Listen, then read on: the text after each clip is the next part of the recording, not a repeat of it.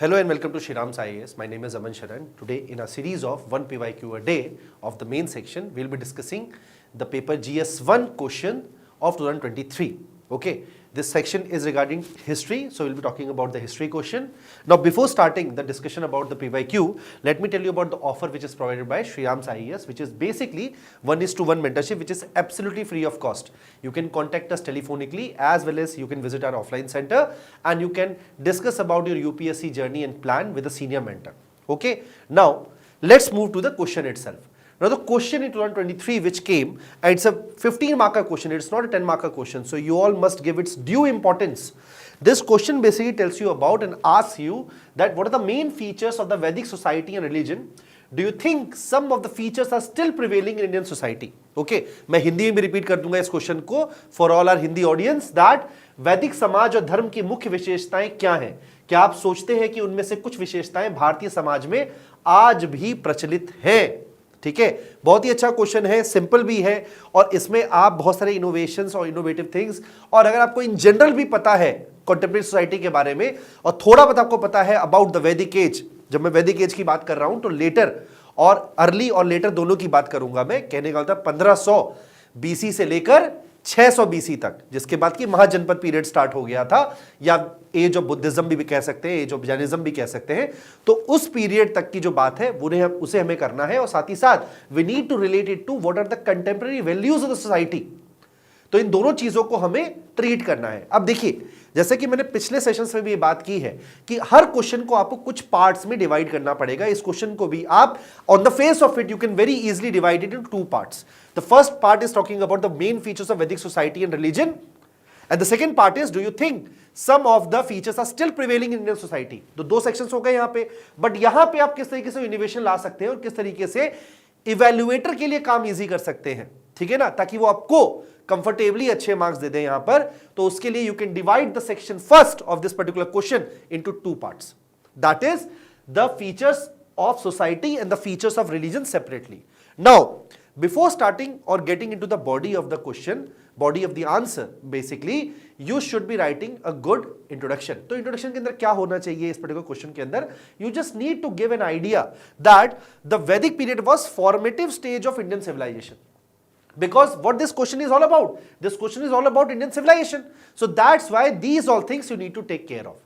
ठीक है, तो जहां आपने ये मेंशन कर दिया कि फॉर्मेटिव ईयर्स जो हैं वो वैदिक एज के टाइम पे डिसाइड हुए थे, वहीं से बनने स्टार्ट हुए थे, बिकॉज हड़प्पन जो है उसमें डिसाइफरमेंट का इशू है। आप समझिएगा इस बात को, उसका जो स्क्रिप्ट है वो अभी तक डिसाइफर नहीं हो पाया है। दैट्स वाई हम वैदिक पीरियड से कंटिन्यूटी जो है वो मेंटेन रख सकते हैं, ठीक है, बहुत ही इजीली रख सकते हैं। इसलिए ये क्वेश्चन भी उसी बारे में है, कोई वेग कंसेप्ट के बारे में नहीं है। जैसे कि हड़प्पन सिविलाइजेशन के टाइम पे we talk about the various mother goddess और इस तरह की चीजों की बात करते हैं, हम सील्स में बात करते हैं, लेकिन उसकी कंटिन्यूटी जो है वो कयासों से भरी हुई है। कयासों से कहने का मतलब you are predicting things, but in case of the continuity from Vedic age till contemporary times there is no ambiguity, things are very much plain and simple. Okay, so that's why you can talk in this particular fashion. You can mention the Vedic period was the formative stage of Indian civilization. आप ये बता सकते हैं. और उसके अंदर what all things you can mention in the introduction of the answer. Let me repeat, introduction of the answer. You can mention about that they were the foundation stone of social structure as well as religious philosophy of the Indian subcontinent. ठीक है, इस तरीके से you can structure your introduction. Okay, now what to write in the body? As I already told you, you can break the first part of this question, the first part which is asking you about the main features of Vedic society and religion, उसको आप दो भाग में बांट सकते हैं, that is the features of society and the features of religion. तो पहले हम डील करेंगे the Vedic features or the features of the Vedic period in terms of society. Okay, अब क्या थे सोसाइटी के फीचर्स? ठीक है, सबसे पहला तो पार्ट है social organization. Okay, social organization किस तरीके का था? It was tribal by nature. Okay, tribal था नेचर का, बिकॉज अगर हम इस पीरियड के बारे में बात करें तो what we get to know about this period, what we get to know is that कि वहां पे कहीं ना कहीं छोटे छोटे ट्राइब्स जो थे, when they started moving from hunter gathering to a settled life, and later on when they went through this whole period, after that they organize them into tribes. एक ट्राइबल सिस्टम था, tribal king system था, ठीक है ना, एक जो आगे चल के जनपद सिस्टम में, janapada basically which means that where the people set their foot. तो कहने का मतलब एक सेटल्ड लाइफ जिसके अंदर एग्रीकल्चर भी है और एक ट्राइब से जुड़े हुए लोग जो है वो काम कर रहे हैं, तो वो ट्राइबल सिस्टम जो है वो आपको देखने को मिलेगा इन द वैदिक पीरियड। और खासकर ये अर्ली वैदिक की बात हो रही है यहां पे, ठीक है। ट्राइबल सोसाइटीज के बारे में ये बात कहीं ना कहीं मानी जाती है कि कम्युनिटेरियन सोसाइटीज होती है ये, इसके अंदर सबका जो डिवीजन ऑफ लेबर जो है वो बहुत ही स्पेसिफिक, लेबर जो उसका डिवीजन है बहुत ही स्पेसिफिक और प्रॉपर्ली क्लासिफाइड होता है। ओके, तो ट्राइबल सोसाइटी जैसे कंटेम्पररी ट्राइबल सोसाइटीज हैं वैसे ही उस टाइम में भी ट्राइबल सोसाइटीज थी। There were some tribal king also, okay, और जो वो किंग था वो मोनार्क नहीं था, okay, he had a role to play, he had to lead his people into the various, we can say, quarrels, various battles, ठीक है। तो वहां पर जो ट्राइबल एस्पेक्ट है वो आपको मेंशन करना बहुत जरूरी है। दूसरा क्या है, पेट्रियार्कल सोसाइटी थी, as we all know. The head of the family is the male, okay, जो मेल है वही हेड ऑफ द सोसाइटी रहता था, head of the society, family, जिस सेक्शन को आप मानना चाहें, हेड ऑफ द ट्राइब, ये सारी चीजें जो है ये पेट्रियार्कल की या पेट्रियार्की की तरफ बढ़ाती थी। तो इससे पेट्रियार्कल एस्पेक्ट जो है सोसाइटी का, सोशल ऑर्गेनाइजेशन का, वो आपको मेंशन करना बहुत जरूरी है। और क्या आपको बताना है, आपको बताना है about joint family. Okay, there was joint family, there were huge families, because आप समझिए इस बात को, उस टाइम पर कहीं ना कहीं सेफ्टी सिक्योरिटी ये इंश्योर करने के लिए, और दूसरी बात रिसोर्सेज थे तो बहुत, लेकिन रिसोर्सेज का यूटिलाइजेशन, एक्सप्लॉयटेशन करने के लिए you needed huge number of people. तो एक फैमिली के अंदर ही बहुत सारे लोगों की जरूरत भी थी, इसलिए ज्वाइंट फैमिली का कंसेप्ट था। ओके, और क्या हम बात कर सकते हैं in the social aspect of the various features और द सोशल फीचर्स और the features of society of the वैदिक एज। दूसरा एस्पेक्ट है वर्ण सिस्टम। वर्ण सिस्टम जैसे कि आप जानते हैं कि अर्ली वैदिक में वर्ण सिस्टम रिजिड नहीं था, उस टाइम नया नया आया था ऋग्वेद, विच केम in the early Vedic period 1500 BC से लेके 1000 बीसी के बीच की बात कर रहा हूं मैं यहां पे। उस टाइम पर जो वैदिक पीरियड, उस टाइम पे जो कास्ट सिस्टम आया या उस टाइम पे जो वर्ण सिस्टम आया, तो वर्ण सिस्टम जो है that was not rigid, it was occupational bye nature. Okay, ब्राह्मण, क्षत्रिय, वैश्य और शूद्र, ये यहां पर जो तीन ऊपर के थे, कहने का मतलब आपके Brahmin, Kshatriya and Vaishya, this whole differentiation और this whole classification was on the basis of the profession they adopted. So that's why that you need to mention that it was not rigid, but this whole particular system, this whole particular classification became very rigid during the later Vedic period. Okay? ये वहां से rigid होता चला गया. Okay? ये आपको mention करना जरूरी है. और क्या mention करना जरूरी है? Status of women. अब देखिए, स्टेटस ऑफ विमेन जो है वो कहीं ना कहीं जो अर्ली वैदिक पीरियड है उसके अंदर थोड़ा सा स्टेटस जो है उसको आप पॉजिटिव तरीके से रिप्रेजेंट कर सकते हैं. ओके, सभा समिति, इन सब जो ऑर्गेनाइजेशंस थी जो काफी हद तक किंग को अपॉइंट करती थी, जिसको कि आप ट्राइबल से जोड़ सकते हैं. ट्राइबल के अंदर यू नीड टू अंडरस्टैंड कि कहीं ना कहीं जो राजा था उसको जो सभा है, जो समिति है, इस तरह की जो कम्युनिटीज है, इस तरह की जो कमिटीज है, who were basically heading a particular tribe, they were appointing the king. तो कहीं ना कहीं सम डेमोक्रेटिक वैल्यूज जो थे वो दिख जाते थे और उन्हीं डेमोक्रेटिक वैल्यूज के कारण status of women early period में थोड़ा सा बेटर था.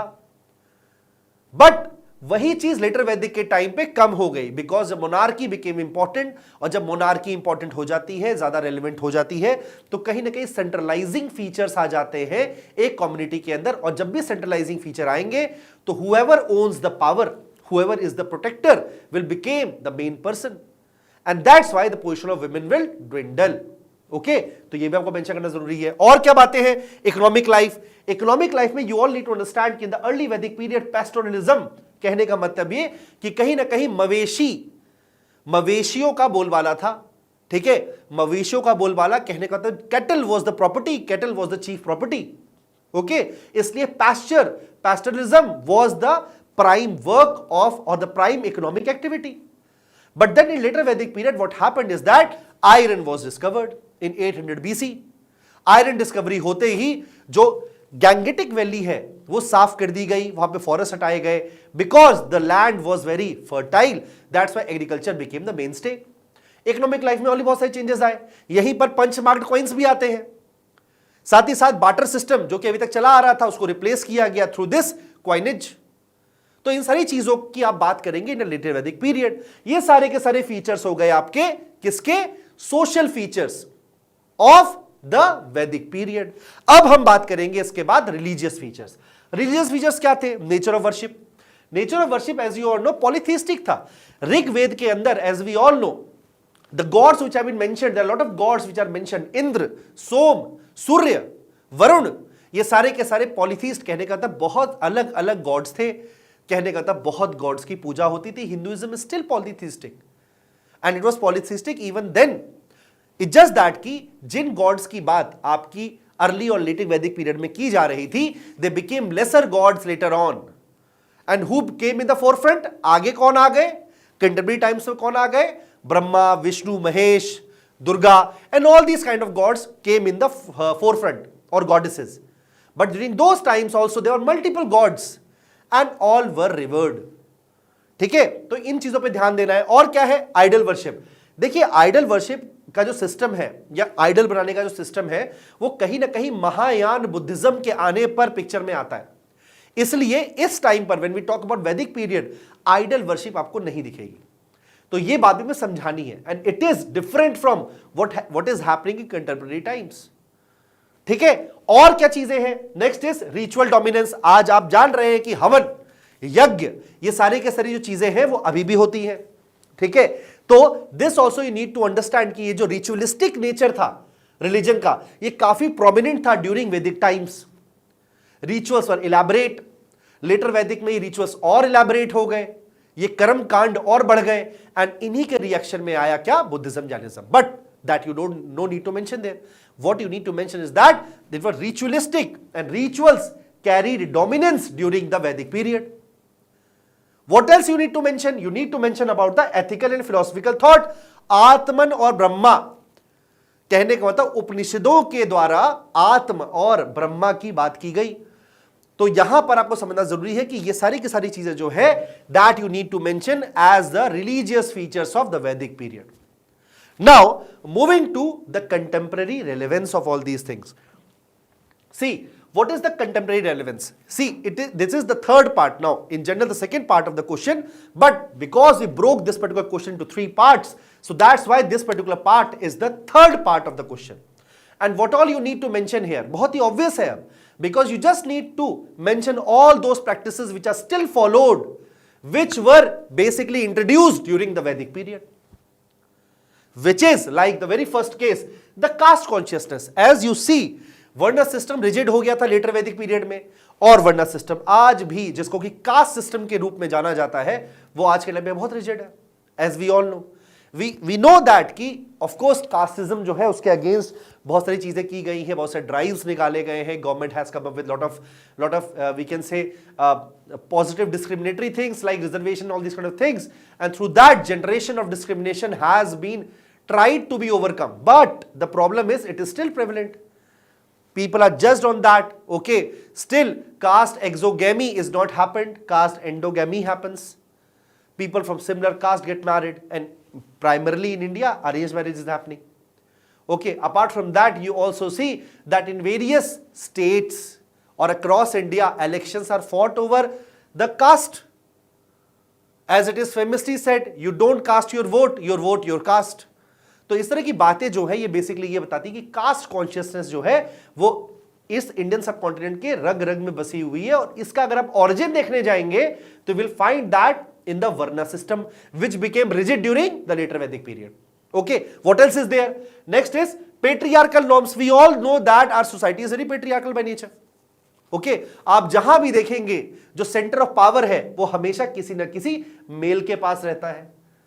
तो ये पेट्रियार्कल नॉर्म्स जो कि डेवलप हुए थे कब डेवलप हुए थे? ये लेटर वैदिक पीरियड में. अगेन ट्राई टू अंडरस्टैंड, जो भी सेंट्रलाइजिंग फीचर है वो अर्ली वैदिक से लेटर वैदिक के तरफ बढ़ते हुए ही बने थे. तो ये जो पेट्रियार्कल नॉर्म्स है ये आज भी देखने को मिलते हैं हमारी सोसाइटी के अंदर. Okay, and that is why a lot of very resolutions, as you all know, कि पार्लियामेंट के अंदर भी 33% रिजर्वेशन या विमेन रिजर्वेशन के जो बिल लाया गया है, जो एक्ट बन चुका है, जो आगे चल के इंप्लीमेंट हो पाएगा, वो सब क्यों करना पड़ गया? Because patriarchy is basically a negative aspect of our society. Got it? Which you, if you go back and you look at the roots of it, you will find that in Vedic age. Okay, what else is there? Ritualistic and priestly roles. Of course we all know that जो rituals है वो आज तक follow हो रहे हैं, ठीक है, रिचुअल्स अभी तक फॉलो हो रहे हैं, आज भी बहुत सारे हवन हवन हो रहे हैं, जैसे कि हमने पीछे जब फीचर्स की बात की थी उस टाइम भी we also discussed about all these things. But you need to understand कि जो प्रीस्टली रोल है, जो प्रीस्ट का रोल है, पुरोहित का रोल है, जो पंडित का रोल जो है, वो अभी भी हमारी सोसाइटी में बहुत डोमिनेंट है। There are very few festivals जिसमें कि प्रीस्ट का रोल नहीं रहता है, और वो अभी भी हमारी सोसाइटी में दिखता है। उसके ऑफकोर्स इल इफेक्ट्स भी हैं, we all know that, but is it relevant today? Yes, it is still relevant. And the Brahmins during the वैदिक period they became the priestly class. In the same way, they still hold the same position now, and this is the continuity which has happened, and this is of contemporary relevance. Okay, what else is there? धर्म कर्म, relevance of cattle, हम सब जानते हैं कि गाय की पूजा होती है हमारे यहाँ, गाय को बहुत ही ज्यादा एक पवित्र एनिमल की तरह माना जाता है। Okay, it's considered very pious, it is considered very revered, it is considered very, we can say, an animal which gives us, हम पूजा करते हैं उसकी। और ये सब कहां से आ रहा है? क्योंकि अर्ली वैदिक में एज यू सी कि जो कैटल है that was the chief property.